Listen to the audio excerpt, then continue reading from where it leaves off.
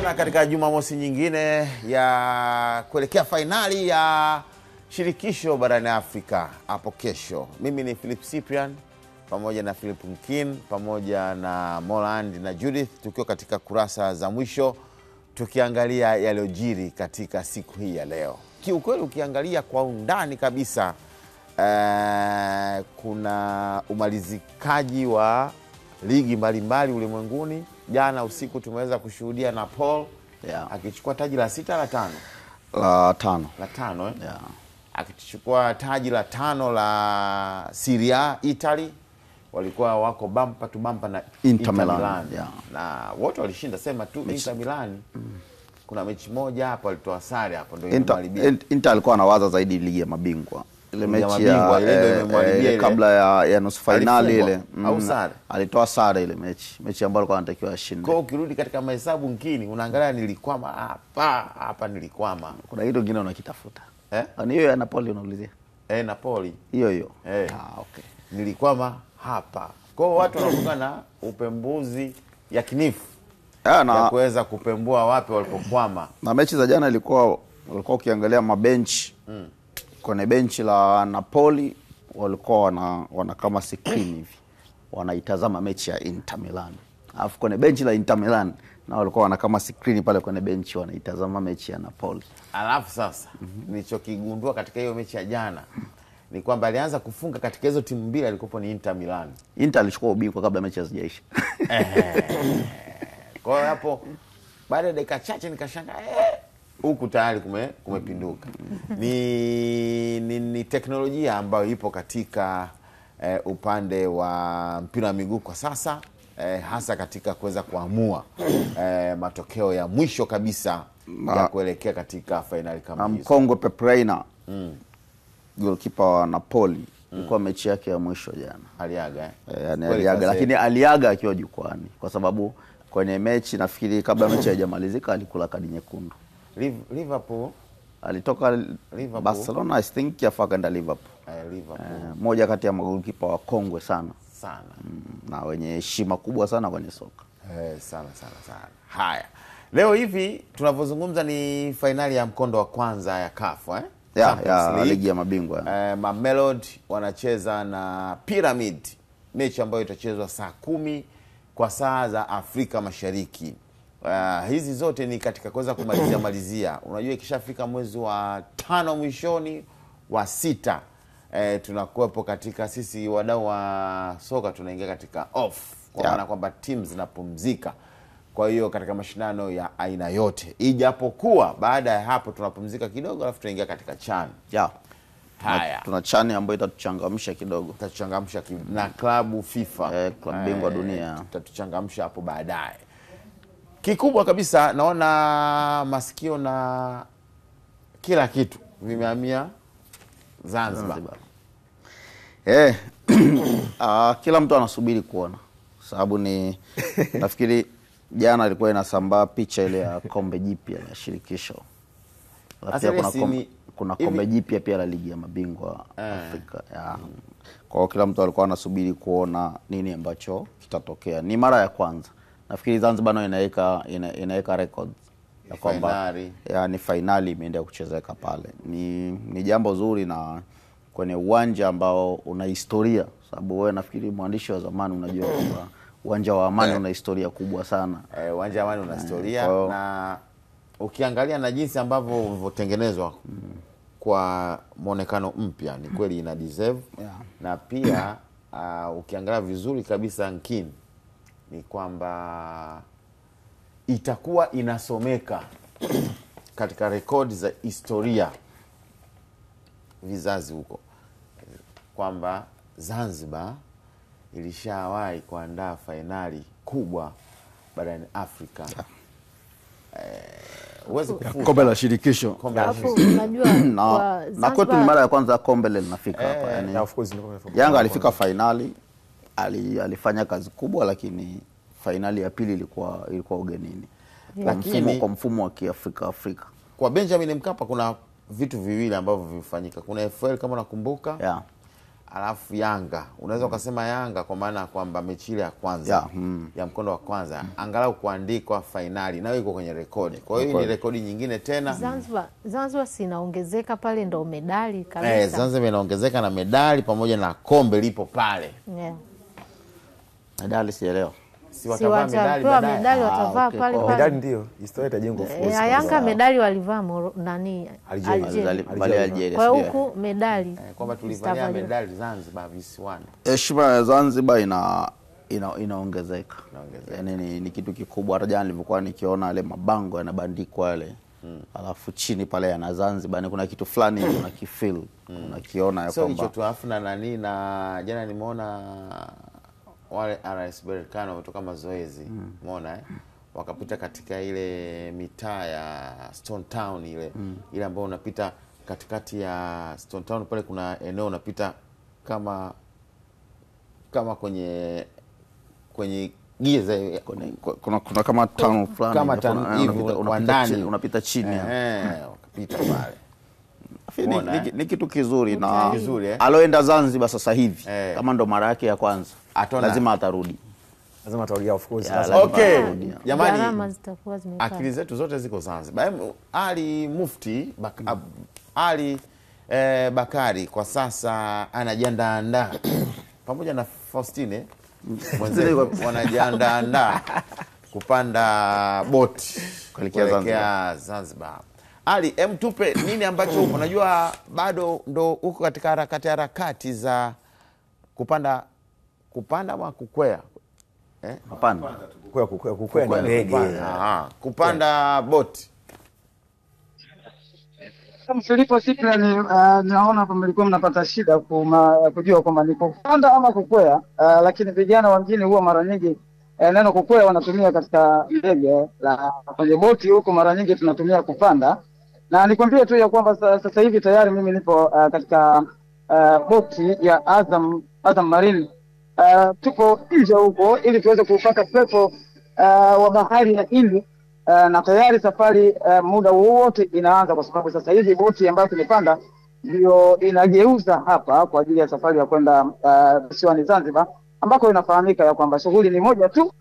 Kesho finali ya pili ya CAF Confederation Cup ama kombe la shirikisho barani Afrika. Na nikwambie tu Filipo na watazamaji wa kurasa za mwisho ya kwamba leo hii kurasa za mwisho inatokea katika bandari ya Dar es Salaam. Unaweza kaona kwa mbali kule muonekano wa bandari wakati huu chombo ikiwa inageuza, na ndani ya chombo hichi watu ambao wanakwenda Zanzibar kwa ajili ya shughuli zao binafsi, lakini wapo ambao wanakwenda kwa ajili ya mechi hiyo ya CAF Confederation Cup. Na miongoni mwao ni ndugu yangu yupo hapa ambaye yupo na jezi yake kabisa hapa akiwa anakwenda Zanzibar. Bwana, mambo vipi?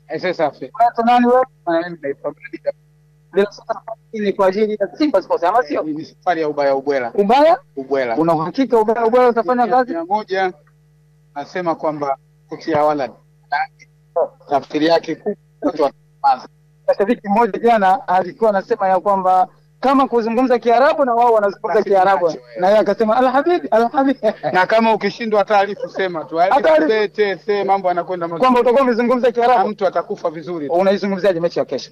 Kikweli kama Simba Sports Club tumejipanga kuhakikisha kwamba kwanza tunarudisha zile goli mbili, then tunaenda kutafuta goli mbili nyingine. Unaona hilo, tuna uhakika wa goli 4. Unaona hilo likifanikiwa?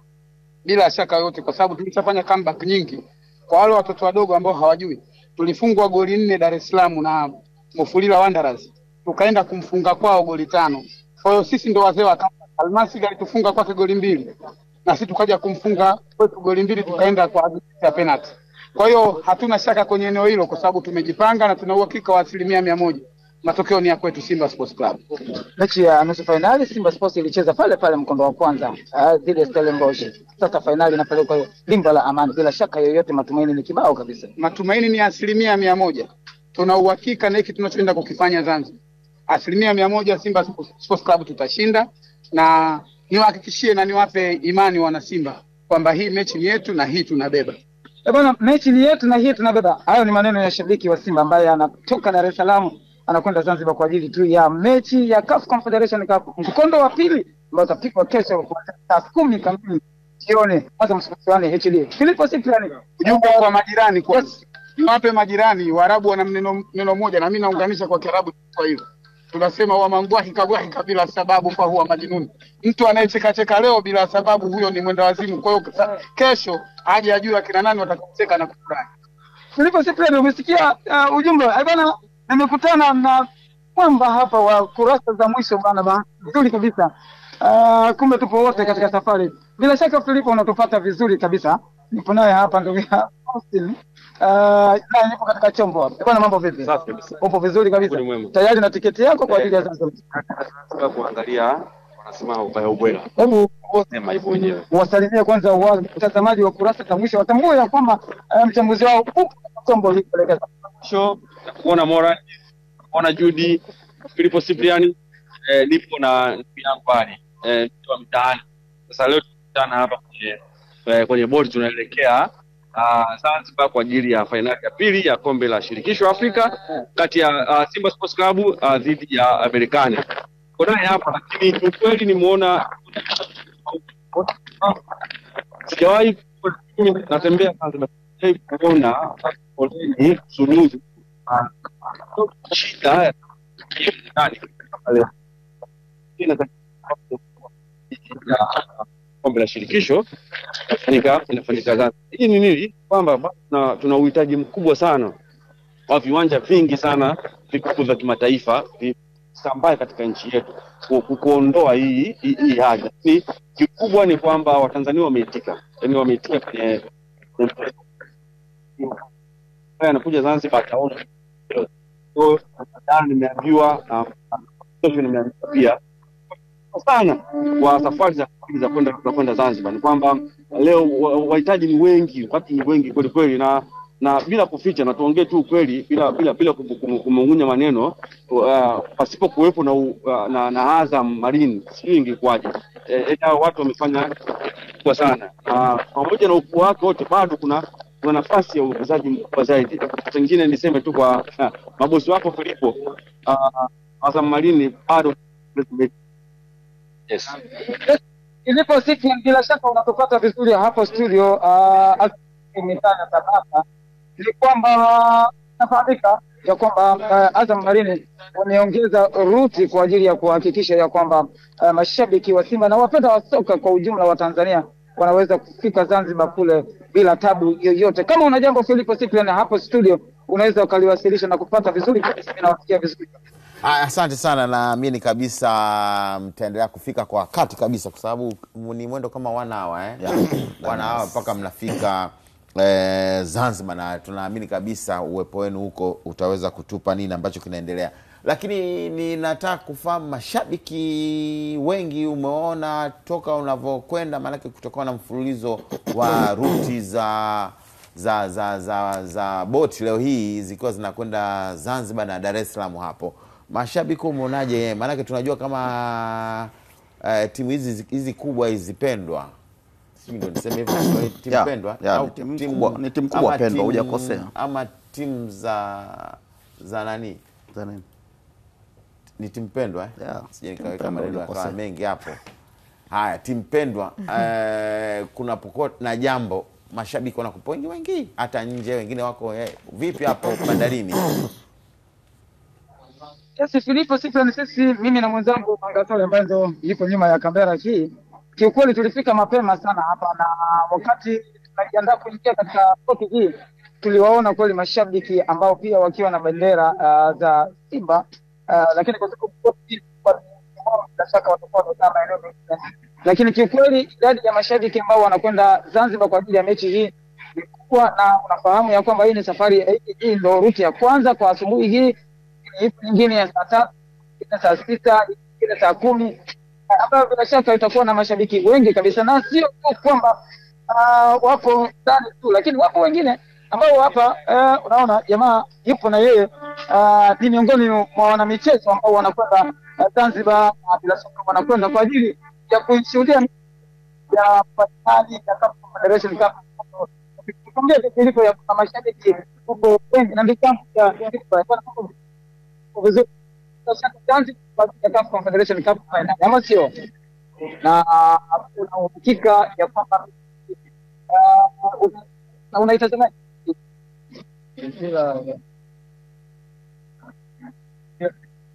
Ali, naona tayari imeshaanza safari, kwa hiyo mambo yanaanza kugoma ya sauti. Haya, gazeti la Mwana Sports, Simba Berkane ikiwa ndio gazeti linazungumza hapo. Kuna kombe, baadhi ya wachezaji Shemalon na kina Mpazu wakiwa wapo katika hili gazeti. Hapo katikati kuna kapu la magoli. Hiyo ni artwork ambayo imefanywa, iwe jua iwe mvua. Kichwa cha habari cha gazeti la Mwana Sports. Hivi ile kapu la magoli unafahamu uasisi wake? Sije kufuatilia sana. Morant, Hata mimi sije kufuatilia kweli. Judy, mwaka gani walilipandisha mlima Kilimanjaro? Nakumbuka Kibegi.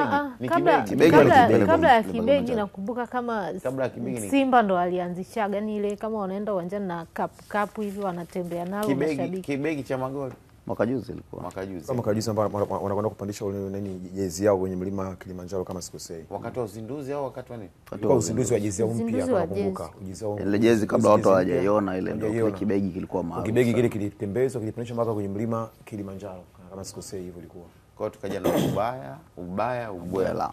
Na kwenye kikapu nafikiri imetokea kikapu baada ile sana, nafikiri kama sikosei mechi zina ambazo Simba wanazionyesha na mfululizo na of course mashabiki wameshika kile Kibegi, nafikiri ndio kaika trend sana, nafikiri ndio mpaka sasa kutoka na hiyo. Wacha mimi nisome tu. Diara aigawa Yanga. Nyinginezo alafu kuna Mbeya yasuka mipango ya kurejesha 4 bara. Haya, nitasoma baadaye. Turufu ya Mzize Dube kwa Jean Ahoua bara. Hapa ndani kuna makala nyingi, tutarudi kusoma hizi makala kwa kidogo tu. Twende Zanzibar ambako ndiko tunajiandaa kwenda Zanzibar hapo ambapo tutaweza kupata nini pia kinaendelea kule Zanzibar wakati huu asubuhi. Leo ni Jumamosi. Kutakuwa kuna kitu kama kuna press leo kuna press kafu. Jana na juzi kwa mambo ya nani? Jana ilikuwa ni mazoezi. Timu zote zinafanya mazoezi kwenye ule uwanja. Siku hizi kuna utaratibu wa clinic. Kuna ile clinic. Kwa leo itakuwa ni press na kufuatilia mazungumzo ya nilikuwa namsikia jana kupitia Azam TV kama sikosei ni jana Patrick. Mama anasema yani kwa jana ndo wamemaliza mazoezi. Alafu nimeona na tiketi pia hata kule yani wamejaza. Wameshamaliza. Nimeona jana graphics moja ya Simba. Basi ni jambo zuri kwa sababu jana pia Simba walifanya dua. Na dua pia nani alifanya dua? Simba. Kaburi la hayati Ali Hassan Mwinyi. Iwe jua iwe mvua, kombe linabaki. Bingwa anachukua shilingi bilioni 5.4 wa shirikisho. Bilioni 5.4. Mshindi wa pili inakuwa nusu yake kama bilioni 2, inakuwa bilioni 2.5. Kwa sasa ambazo tayari wanazo. Hela sio ndogo, hela nyingi unajua. Ukiangalia mapato, ukiangalia matumizi na mapato kama kwa Simba ukipata hela kama hiyo, ubingwa unachukua kama huo, usajili wake unakuwa sio mchezo msimu ujao. Kama kweli unaamua kuwekeza. Kama kule kuinvest sio mchezo. Una maana gani? Kwa maana kwa wale ambao umepata kama hiyo bilioni 5. Kwa maana usajili sasa hivi mpaka sasa Simba ina shilingi bilioni 2.7 na uhakika. Uhakika ina. 2.7 sawa hakika. Hapo Simba anatafuta bilioni 2 na point kadhaa hivi. 2.45 hivi. Nyingine. Yaani ndio maana kama mwisho sio katika hela yote. Ndio maana sasa mwisho sio katika hela yote. Mimi ninacho jinsi ambacho na kifili mimi hapa ninachokiona moja kwa moja, kwa maana kwamba hiyo hela ikipatikana yote, of course lazima kuna bonus ya wachezaji lazima itakuwa imetengwa pembeni. Lakini sasa ikitoka pembeni mwisho wa siku mimi hapa sasa. Sawa. Bonus pembeni toka mitengo ya wachezaji. Kwani bonus ilikuwa ni shilingi ngapi? Si bilioni ilikuwa bilioni 1. Kwa maana bilioni 1 katika bilioni 5 kuna kama bilioni 4 na sasa. Bilioni 1 wanaweza wasitoe hapa.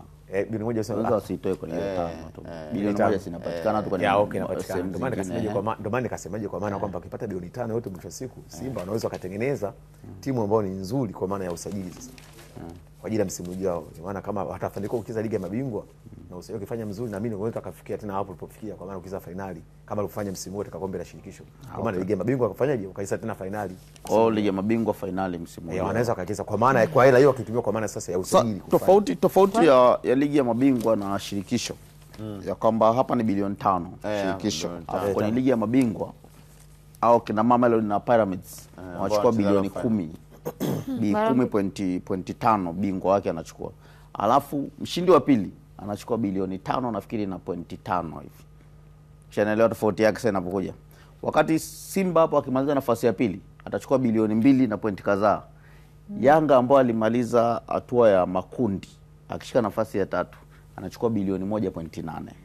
Umeona kwa? Yaani kwenye ligi ya mabingwa kuna grade fulani hivi kwenye fedha ambao ni imewekwa ni kubwa zaidi. Kwa ni mara mbili ya huko. Unaweza ukasema kwamba msimu Simba kama wakifanikiwa wanaweza kuwa mabilionia kwa maana kwamba wakichukua bingwa wa kombe la shirikisho ama aidha tena nafasi ya pili, wakichukua bingwa wa ligi kuu bara, wakichukua na kombe la CRB Confederation Cup. Okay. Twende Zanzibar. Jana niliona sijui kuna upepo mkali. Niliona tangazo lile sasa confirm kama ni sababu sasa hivi vitu vinakuwa vingi sana kwenye mitandao. Nataka ni confirm kwanza. Lakini nataka tena kuja asubuhi upepo. Mmoja anapigwa na upepo mmoja mkali sana. Ramadhani Ngoda, najua uko Zanzibar. Tuthibitishie hali ya hewa iko vipi Zanzibar wakati huu tukiwa tunaelekea katika mechi muhimu ya fainali hapo kesho. Zanzibar iko vizuri na hali ya hewa ni nzuri kabisa, rafiki. Ni hali ya hewa ambayo haina utofauti na inapofika kipindi kama hiki. Mikoa mingi ya pwani, maeneo mengi ambayo yako pembezoni mwa bahari, hali ya hewa yake ni joto, na ndivyo ilivyo katika visiwa hivi vya Zanzibar. Joto linafika nyuzi joto 30, kuna muda linashuka mpaka 29, lakini linacheza humo. Kwa hiyo hali ya hewa kwa namna moja au nyingine haitofautiani sana hiyo ambayo mnayo hapo Tabata, TOT, Dar es Salaam. Hakuna tofauti mkubwa, lakini vinginevyo kumepambazuka na kumekucha na kijua fulani hivi kidogo kidogo cha vitamin D ambacho hakiunguzi wala hakichomi, na kaji upepo kwa mbali hivi, lakini sio kile cha kufanya joto lipungue kwa kiasi hicho. Kwa hiyo hiyo ndio hali halisi ya hapa Zanzibar kwa upande wa hali ya hewa. Lakini kwa kipindi kama hiki ambacho tunafahamu kwamba mji umekuwa na wageni wengi, ukitoka tu nje yani unaanza kukutana na zile sura na rangi ambazo mbali na finali hii pengine usingeziona. Mashabiki ni wengi sana ambao wamefika hapa Zanzibar. Kuna wale ambao walikuja pamoja na timu ya hamasa ya Simba, wao walifika mapema sana hapa na wakafanya activation yao katika viwanja vya Mnazi Mmoja juzi. Kwa hiyo bado wameendelea kuwepo na kuna wengine wameendelea kuja. Unajua kila mmoja anajikuna pale anapofikia. Kuna wale ambao wana uwezo wa kukaa Zanzibar wiki, wanakaa wiki. Kuna wale ambao wana uwezo wa kukaa Zanzibar siku 4, wanakaa siku 4 kuelekea finali. Na kuna wale ambao watakuja leo kama ambavyo nimemshuhudia Ali Bakari akiwa kwenye boti hapo, na baadhi ya mashabiki ambao wanakuja leo wameona kwamba ni bora waje leo, kesho waangalie mechi alafu waangalie taratibu wa kurudi. Lakini kuna wale ambao watakuja siku ya mechi na baada ya mechi wataondoka, kama ambavyo Simba walivyotangaza taratibu wa kuandaa usafiri wa ndege kwa wale ambao wataona kwamba hapana, hawezi kulala Zanzibar. Kwa hiyo watakuja Jumapili na baada ya mechi usiku watakwenda uwanja wa ndege na kisha Dar es Salaam na maeneo mengine. Hivi boti haziwezi kusafiri usiku. Nafikiri wanakuepo baada kwa sababu mechi sinaisha mapema hii. Safari. Mechi inaisha mapema saa 12 inaisha, saa 1 unaweza ukageuza. Kwa mfano saa 2. Bado unaweza kuona. Saa 2 usiku. Saa 2 usiku hakuna boti ya saa 2 usiku. Boti ya saa 1 naambiwa, lakini inavuka au ndio inaenda katikati ya maji. Kuna kipindi cha kuchezwa mechi ya usiku. Panda boti saa 1 ndio saa 1, lakini unaenda unakaa katikati ya maji kule unasubiri kukucha alfajiri. Zile unasema zile ni boti zile za Pemba kwenda Pemba ambazo zile ni kubwa zile, kwa nakumbuka unazijua vizuri. Zile ni kubwa za kwenda kutoka Dar es Salaam kwenda Pemba. Ama Pemba kuja Dar es Salaam zinaonyesha moja kwa moja. Haya basi Ngoda, sijui kama bado uko hewani. Nipo. Tupo tunazungumza wenyewe hapa kuhusiana na routes za boti. Angalau tu tuna boti inatoka saa 3 inafika saa 4. Au unasemaje? Kuna mechi kubwa Zanzibar. Au kuna mambo mengi usiku, inawezekana ile giza, ndio maana kwa kuna hizo labda Ngoda mzoefu wa Zanzibar hapa anaweza akatusaidia. Ni mzoefu sana kwenda na kurudi hapa. Na ni kweli mzoefu kwa sababu umeona yuko kwenye gari pale. Sasa Ngoda mlikuwa mnazungumza wenyewe au tayari mmeshaanza kunishirikisha?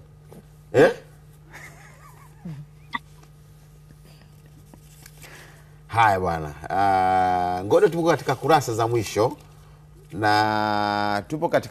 za mwisho. Ngoda, na najua timu yako ya Napoli jana imekuwa bingwa. Lakini tuachane na haya mambo ya ubingwa. Tunataka tuangalie mambo ya kesho. Magazeti yamefika kweli Zanzibar ya kutoka bara kuja huko, au magazeti yale ya Zanzibar umeyashuhudia ya michezo?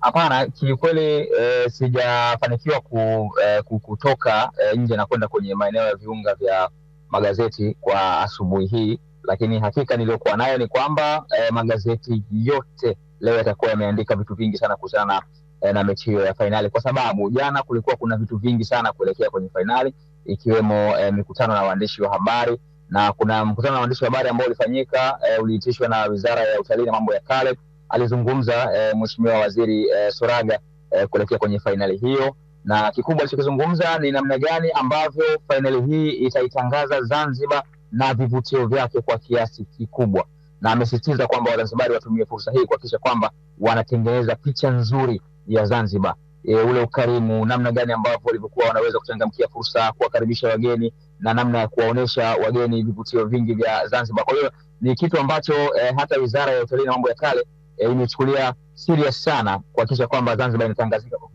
kupitia fainali hii.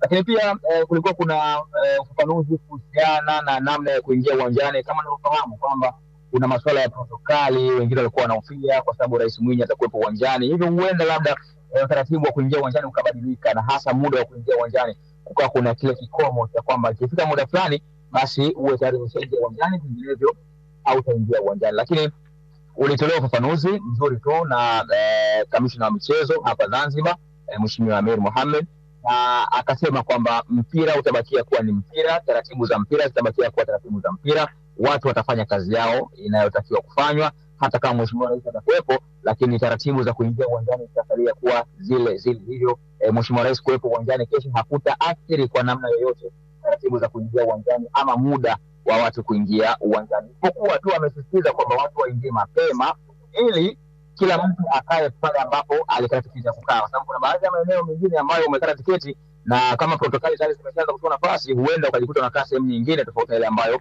ulitakiwa kukaa ama ulikata tiketi kwa ajili ya kukaa. Hivyo naamini kabisa kwamba magazeti mengi yatakuwa yameripoti kitu hicho, kwa sababu ni kitu ambacho ni muhimu kuelekea kwenye mechi hiyo ya fainali, na vyombo vingi vya habari kuanzia jana vimekuwa vikizungumza sana kuelekea kwenye mechi hii. Hata vijue nilipata nafasi ya kufika maeneo ya Forodhani pale usiku, licha ya kwamba walikuwa wanajipatia pweza, wanakula zao samaki, wanakula shawarma, lakini story ambazo zilikuwa zikizungumzwa ni hivyo. Hata wale wafanya biashara wenyewe pia kikubwa ambacho walikuwa wakitaniana, unajua kuna matani hapa na pale, kikubwa kilikuwa kinalenga kuzungumzia mechi hiyo ya fainali. Hakika ile tukio ambalo linakwenda kusimamisha bara la Afrika, hakika ni kitu ambacho kinakwenda kufanyika na kutengeneza historia mpya katika Zanzibar. Asante Ngoda, na sisi hapa tunaendelea na kurasa za mwisho tukiwa tunahitimisha, lakini niseme tu katika gazeti la Mwananchi utamu wa fainali uko hapa. Viungo ni kama kinini Sabwedi. Nilikipa Kiswahili chake. Nini vile unavitaja? Nitakumbuka. Idadi ya mabao aliofunga star wa Pyramid Wasama Lamliu, mabeki wameidadavua, alafu vita ya fainali ipo hapa. Kuna ki headline kidogo hapa kinasema Kapombe atoa neno, kuna eneo la ushambuliaji, kuna idadi ya mabao yaliyofungwa na Mukwala kombe la shirikisho.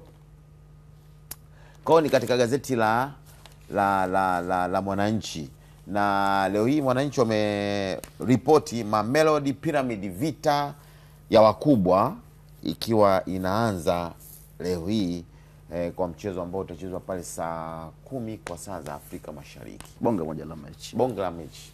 Yani kwa Mwaka 1993 Simba ilikuwa katika mambo kama haya. Mwaka 1993 ama wanacheza fainali kama hii. Kama hivi. Umeona kule Ivory Coast wakatoa suluhu. Huku wakafungwa 2-0. Tunakuletea mfululizo toka wiki iliyopita, unakumbuka? Nakumbuka. Tunakuletea mfululizo wa story vya mwaka huo, lakini pia funga kazi itakuwa hapo kesho Okay. Kesho kuna kipindi kwa maalum. Kama itafunga kazi itakuwa hapo kesho, na tunajaribu kuendelea kufanya mawasiliano. Kuna waandishi walikuwa wanaandika story kwa kutetemeka baada ya kutoka baada ya mashindano kuisha. Wezi amini, kuna waandishi walikuwa wanaandika ile story kwa kutetemeka. Wanatakiwa deadline, lakini hivyo na mechi ilichezwa kama ni day. Subiri kwanza Philip, weje kukutokea hiyo kwamba kwa pressure, kwa sababu gani? Yaani kwa maana aidha so team club ama hata timu ya taifa inacheza mashindano, kafanya labda mechi ya mwisho kufuzu tufanye labda Stars na Uganda, haija kutokea situation kama hiyo, unaripoti mechi afuna, yani uzalendo ule unakutokea mwisho wa siku unaripoti mpaka unatetemeka, haija kutokea hiyo mwandishi. Mimi binafsi shakutokea kikweli. Mimi haijawahi. Naripoti mechi, ilikuwa mechi ya finali, lakini yani natetemeka, of course naripoti kwa simu, lakini mikono inatetemeka, mikono imeloa jasho. Pamoja na uzalendo. Yani mikono imeloa jasho. Naripoti kwa simu fanya mikono inatetemeka. Ile kwa mechi gani? Ilikuwa mechi ya Uganda na Tanzania. Atakuwa alienda na matokeo ufukoni. Ilikuwa mechi ya Uganda na Tanzania. Ilikuwa mechi ya mwisho kasikosea kufuzu kwenda, ilikuwa ni AFCON kasikosea. Uko unatetemeka. Natetemeka mikono ile. Mikono imeloa jasho. Mbona lakini mbona mnafiki? Sasa anaongea yeye. Anataka kinafiki. Kweli serious na ripoti kabisa, mikono imeloa jasho, inatetemeka. Alafu jasho linanitoka, unajua fanya nimekaa kwenye kundi la mashabiki. Alafu mimi ndio nimeshika notebook yangu na peni kunatetemeka. Haya, hiyo imekutokea wewe. Sawa, hebu tuangalie sasa gazeti la Mwananchi mwaka 1993. Mwananchi, unaona hilo ni Novemba 26 mpaka 28. Wakati huo nilikuwa natoka mara mbili Stella ya wasili na kukiri uzuri wa Simba. Stella ya wasili na kukiri uzuri wa Simba. Wa Simba. Haya, hapo mwandishi ni nani? Huyu bwana anaitwa Obeid Mwangasa. Obeid Mwangasa, unamkumbuka? Asimkumbuki. Umkumbuki? Hapa asimkumbuki. Haya, story hii haina tofauti na story ya sasa. Haina tofauti, ndo natafuta huko. Yani Berkane walipofika nao walisema hivyo kwamba bwana Simba ni timu bora sana. Ndo naitafuta, sijui gazeti gani. Niliona hapa ipo kwenye Mwananchi. Sikumbuki kama leo ipo. Nimeiona hapa kabla na nini. Endelea hapo na nini wakati natafuta. Kwa hiyo unaona sasa kwa kipindi hicho wachezaji walikuwa wanakuja wachache. Hao walifika 16 tu. Wachezaji? Anasema kosi cha wachezaji 16 wa Stella Club. Kwa hiyo ina maana leo ukija ukiuliza utasikia tumefika 32. Si mifumo 30. Kwa hiyo ni vitu vya tofauti, lakini 93 mbali. Moland sijui. Haya, wakati huo hapa chini wanasema hapa. Unajua watu hawawezi kuona hapa. Licha ya kushuhudiwa na Rais Mwinyi, mchezo huo utahudhuriwa pia na ujumbe wa watu 6 toka Kenya, mwenyekiti na katibu mkuu wa chama cha soka Uganda na uongozi mbalimbali wa chama na serikali. Hiyo ni mwaka 1993. Rais Mwinyi ambao unamsemea hapa marehemu leo mtoto wake ndo anaenda kuwa tena mgeni rasmi kwenye mechi ya Simba na Berkane. Sasa gazeti la Mwananchi la sasa, gazeti la Mwananchi la wakati huu, kipindi hiki leo, baada ya miaka la leo, baada ya miaka 20 Miaka 20 30. Baada ya miaka 32. 32. Baada ya miaka 32 kupita, gazeti la Mwananchi linasema hivi kwamba huyu ni kocha wa timu ya Berkane kwamba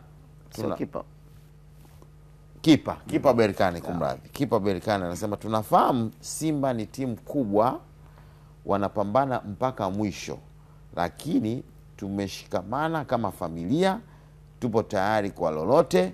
Tumekuja hapa kumaliza kazi tulioianza Berkane. Kwa inafanana na hiyo. Hiyo ni nukuu. Hii ni nukuu ya goalkeeper wa timu ya Berkane, Munir. Headline nataka nisikie afu tuangalie na hiyo nukuu iko kwenye hiyo preview ya utamu wa finali. Utamu wa finali ambao ipo hapo. Kwa hiyo utamu wa finali. Sababu nilikuwa naamini kwenye gazeti hilo Philip sidhani kama ametumia na zote kwenye headline moja. Yaani ndio kitu nilichotaka nijue. Hiyo Stella ya Wasili na Fikiri. Yaani viunganishi ametumia yaani hapo kwenye headline hii ilikuwa ni huko kipindi. Ndio maana nasema nisiamini kama Philip atakuwa ameweka hizo. Maana hapo jinsi ilivyo unajua. Hapo unaweza ukatumia kwa labda bora utumie mkato. Hapa Stella ya Wasili mkato.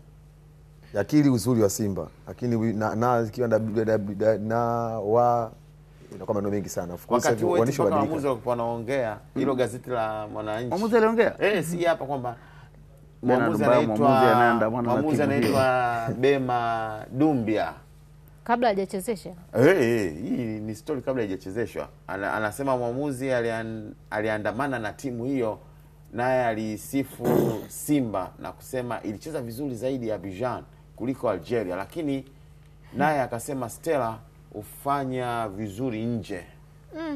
Mwamuzi alichokisema ndicho ambacho kilitokea. Alisema Stella anafanya vizuri nje. Nyumbani bila alafu ugenini wakashinda 2-0. Mwamuzi anaijua. Sawa. Kwa hiyo hii ni ya mwaka 1993 ambao tumeweza kuona picha nani? Picha nani? Sioni vizuri, labda nikiwa karibu nitaizoom hapo kesho tuweze kuifahamu vizuri ilivyo hii picha. Haya, twende kwenye gazeti, twende kwenye taarifa nyingine ambayo imetoka tuweze kuhitimisha mjadala huu. Haya, katika gazeti la Mwananchi tena Novemba 29 Disemba kwa mwaka 1993, hii itakuwa ni baada ya mechi. Baada ya mechi. Kwa hiyo tuiache kwanza, tutaifanya baada ya mechi. Sasa subiri kwanza.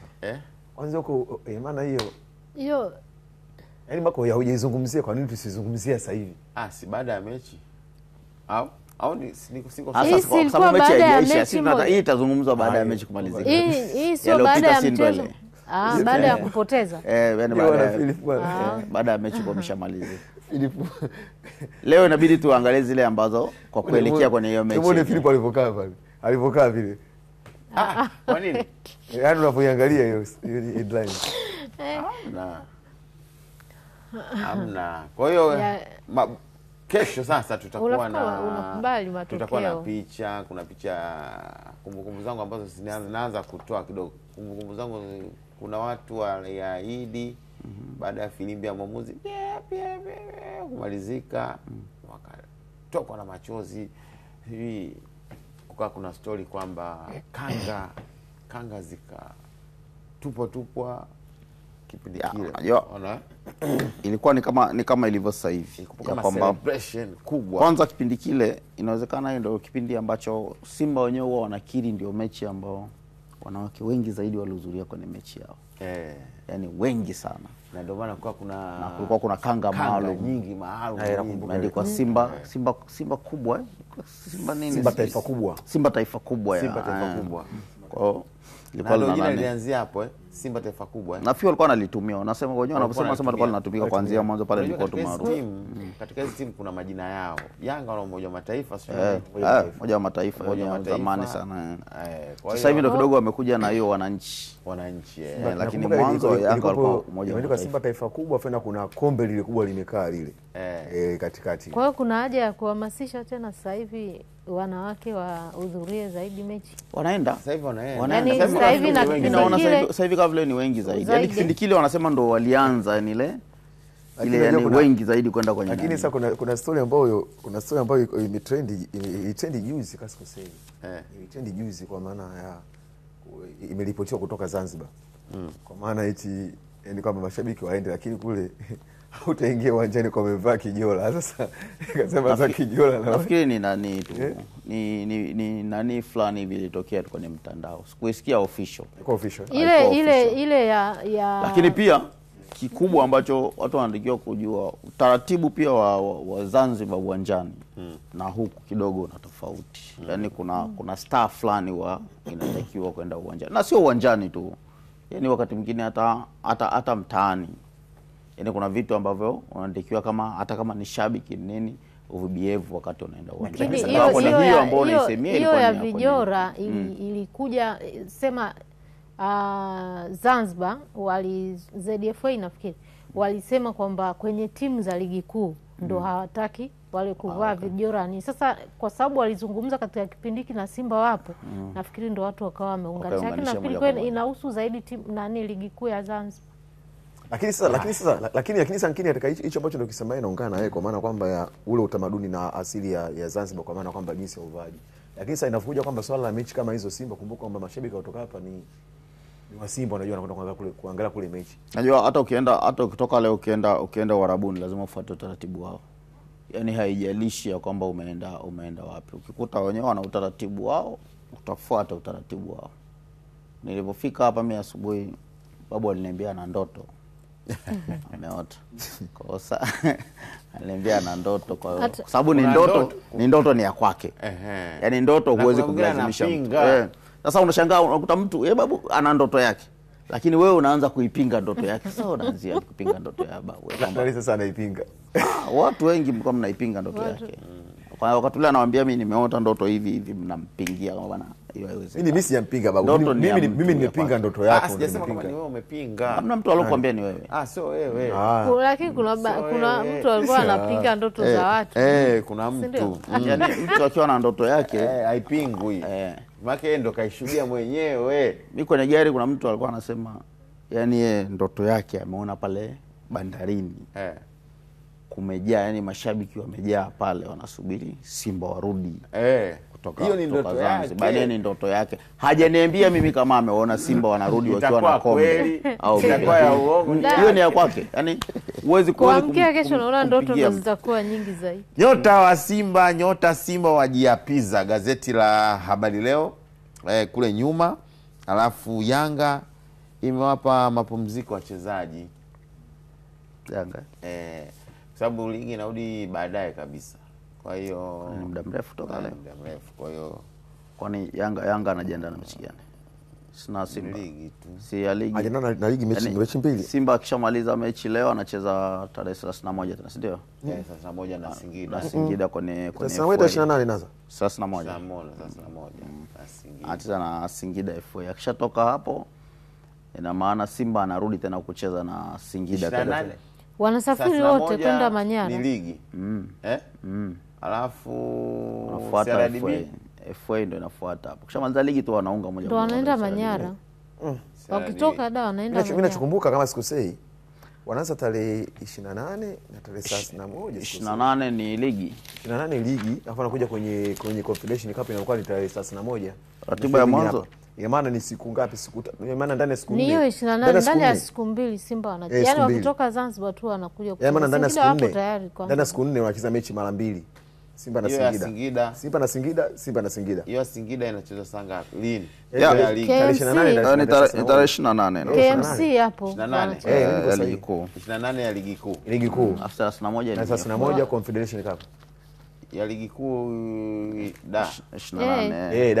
Da KMC. KMC alafu anaondoka wanaenda wanaenda wote kwa sasa hapa wanakutana Manyara.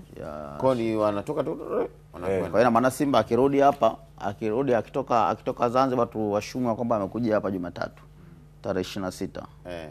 Kwa hiyo tarehe 27 Simba atapumzika labda, yani kwenye hali ya kawaida 27 Simba ataingia kambini moja kwa moja. Moja kwa moja kambini. Kama sizani kama atakuja 28 atacheza. Katika hizo mechi mbili hizo nilikwambia wiki iliyopita, kila siku unasemaga wanagawana fito. Watagawana. Katika hiyo mechi mbili kuna moja anashinda moja, mwingine anashinda moja. Lakini na findo ndio tulikuwa tunasema hiyo ndio ndoto yangu. Sasa kama unaipinga ipinge. Nasikiliza si wapo tayari wanasema wewe. Sasa mwaka unaniangalia babu kwamba mimi nipinge sijapinga, mimi nikubaliana na wewe sawa. Haya.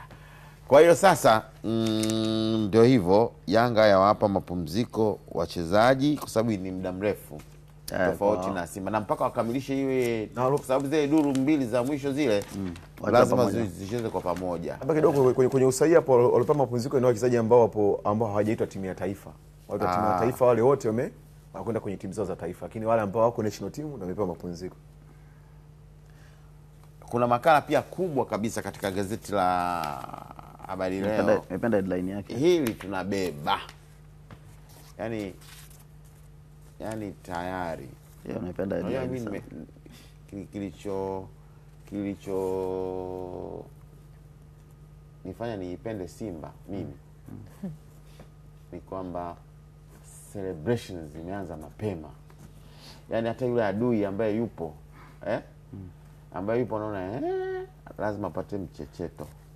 Kwa mimi nimefurahi kweli kweli yani. Niliona na t-shirt ya hili tunabeba. Na juzi kupo kuna kombe sanamu. Naweza nikasema kombe sanamu lile. Kombe sanamu au kombe la mfano. Shabiki wanalipigia picha. Salute. Wanapiga picha. Wanalitembeza mtaani. Ile unajua hata ukiweka kwenye social media ile hata mpinzani akiona unajua safi kabisa anaona hapa kuna shida ya t-shirt la hili tunabeba.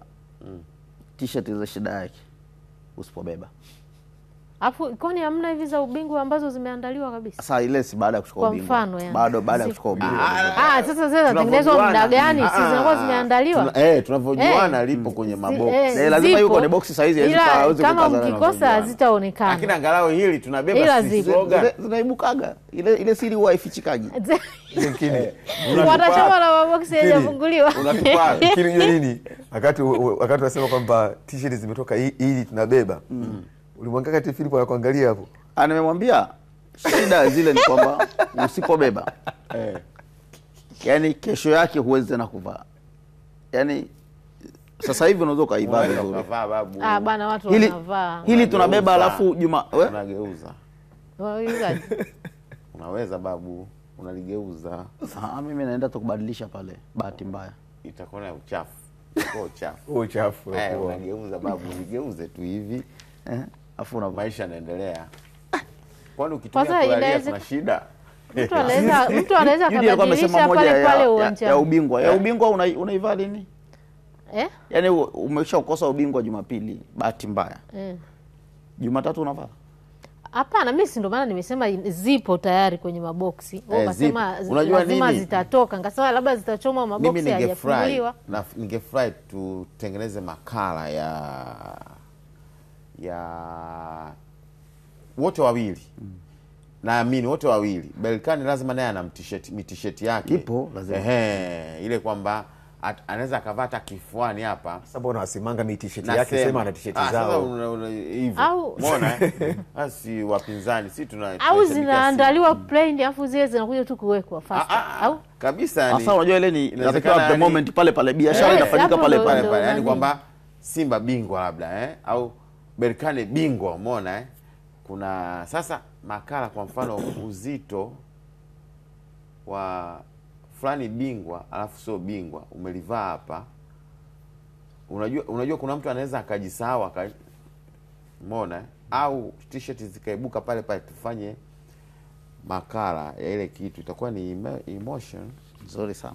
Idea yako nzuri sana. Idea nzuri kwa maana kwamba yule ukampata na yule mtengenezaji ukampata na yule alibeba amekaa nayo anasubiri matokeo, ukamfahamu kwamba mtengenezaji ni Judith, alafu ukamwangalia na yule alitoa hela kwa ajili ya kuprint t-shirt ziwe nyingi, alafu ukamwangalia Judith ndo msambazaji, ukamwangalia Judith kuanzia dakika ya kwanza, yani pale anaposubiria, kwa sababu ile ni biashara, ashaanza kufikiria kuhusiana na bilioni. Kama jana kama Napoli walikuwa wanashangilia, yani nafikiri pia hilo nayo ni kama walivaa t-shirt yani nasema ni kitu ambacho kama nao yani huwezi kujua, yani kama utachukua, yani useme kama tunashangilia hapo hapo. Yani idea hiyo Philip ni nzuri sana. Sema sasa itakiwa kuwa ni uharaka sasa wa video kamera kama ambao wapo wenyewe uharaka. Hizo kwa makabali haraka kwa maana kufanyaje kuachapa. Lazima ujue leo. Kwa mfano ni nani ujue leo. Ujue leo. Kwa hiyo huyo mtu unamfuatilia leo kuweza kuangalia namna ambavyo mambo yanavyokuwa. Kwa hiyo ina maana kwenye jinsi ratiba ilivyo, Simba hata akichukua ubingwa hawezi kusherehekea. Kwa nini? Atasherehekea lini? 26 27 unarudi kambini. Hao wachezaji watakuwaje? Ndio maana nimesema Yanga mbona walifanya alifanya lini? Yanga walifanya wakati wanatoka kwenye nini? No, ilikuwa kwenye ligi. Walikuwa na mechi kesho yake. Kwenye ligi, basi kwenye ligi hapana kabisa ubingwa wa ligi, alafu wana mechi kama siku mbili mbele kwa mechi ya ligi kubala.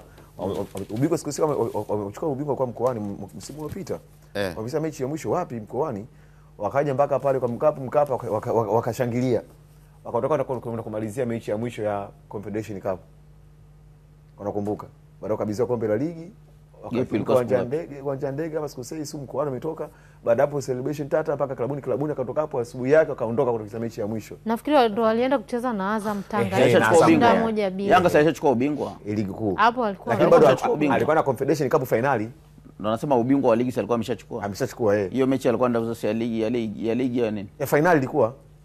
Hapana, ya finali ilikuwa kuna gap. Mimi nakumbuka ilikuwa kuna gap kidogo. Yanga walijiandaa siku kadhaa hivi. Haikuwa bumper to bumper. Hawakuwa na muda mrefu sana, lakini haikuwa kushangilia na kuondoka kwenda kwenye nani kwenye finali, hapana. Okay, jamani tumalize. Mnamfahamu Steven Nemes? Kipa wa zamani wa Simba timu ya taifa. Hajai kwa Yanga yule. Sikumbuki vizuri lakini anacheza bwana kama sikosei. Moja wa magolikipa ambao ni bora sana. Nemes mara ya kwanza mimi namuona. Angalia mechi ya kwanza ya Stars na Liberia kwenye uwanja wa Sheikh Amri, anaokoa goli la wazi la George Weah. George Opong Weah. Kwa hiyo sasa ametoa mbinu. Kwa katika gazeti la Zanzibar leo wameongea kuhusiana na mbinu ambazo Simba wanaweza wakazitumia kuweza kufanikiwa hapo kesho. Pia ZFF nao wameainisha fursa fainali ya CAF, hiyo ikiwa ni kuelekea katika mechi ya kesho ya fainali saa 10 jioni kwa saa za Afrika Mashariki, lakini kule Morocco unajua itakuwa ni saa ngapi? Saa 8 mchana. Okay. Judy atupe utabiri wake. Judy atupe utabiri wake. Mechi saa 8 mchana, Judy atupe utabiri wake wa mechi ya kesho. Tupe bwana. Akisema itakuwa na gugumizi. Nini hapa? Muda umeisha Judy. Au Simba anachukua chukue. Simba anachukua chukue. Mimi 50-50 kwa kweli. Molandi? Mimi bwana 50-50. Mimi tu mkweli. 50-50. Yaani sio wewe unakuwa tofauti na watu wengine wote. Mtende kwako nikusikie. Wewe tofauti. Siku zote unakuwa tofauti na watu wengine. Babu anaangalia mimi hapa. Anaangalia mimi sasa. Utabiri wako ni upi? Unajua mzani umekaa. Yaani bora mzani wa leo hujakaa sawa. Umekaa. Mbona umekubali 50-50 kama? Hujakaa sawa. Ina maana balance. Sawa, umelalia wapi? Ndio sijaona. Yaani sielewi yani najaribu kuangalia. Unajua Philip unabora sababu muda anazunguka sana. Ndio anazidi kwenda alafu. Yaani mimi pamoja na Bekani kuongoza 2-0. Lakini nimeangalia yani matokeo anayopata away. Yaani unajua yule ugenini amefunga magoli mawili kuanzia hatua ya makundi. Sasa unaangalia. Kwa hiyo Simba nimempa 50 kwa sababu ya advantage ya kucheza nyumbani. lakini Berkane nimewapa hiyo advantage ya kwamba wanaongoza 2, lakini tangu wameanza makundi, yani kuruhusu magoli kwao imekuwa ni vigumu, wamefungwa 2 tu. Haya, muda Umekwisha, wataruhusu. lakini. Niulizeni na mimi basi. 50-50 na Ndoto ndoto yako ushindi ubingwa 3 bila. sana. Mimi si mimi. Sasa wewe bora usisema 50-50 hapo kaishia hapo. Jamani, tumefika tamati ya kipindi. Kesho tutakuwa na kurasa kuanzia saa 1 kamili mpaka saa 2 special kuelekea katika ile sasa ile yenye finali. Kesho mtu achomoki kwenye Azam TV. Kuanzia muda huo hachomoki. Kwa hiyo usitoke, na ndivyo hivyo. Tunaiombea kila la heri Simba uweze kuweka historia ya kuchukua ubingwa. Si niseme tu bwana, Simba itachukua ubingwa. Sasa unaona mambo ndio. Sasa unasema mzani, mbona ueleweki sana mara mzani wala ndo nimerudi sasa. Baada ya mimi kumwambia sasa hivi umebaki. Baada ya mimi kumwambia mzani umepinda bado, lakini naona kama vile sasa mbona unabadilika, mbona ueleweki kusema ubingwa? Huwezi kusema umebalance kwa sababu kule wamepigwa 2. Kama tumefika tamati ya kipindi cha kurasa kwa siku ya leo. Tukutane wakati mwingine tena tuweze kuangalia nini ambacho kimejiri katika kurasa za mwisho katika magazeti yetu. Siku njema.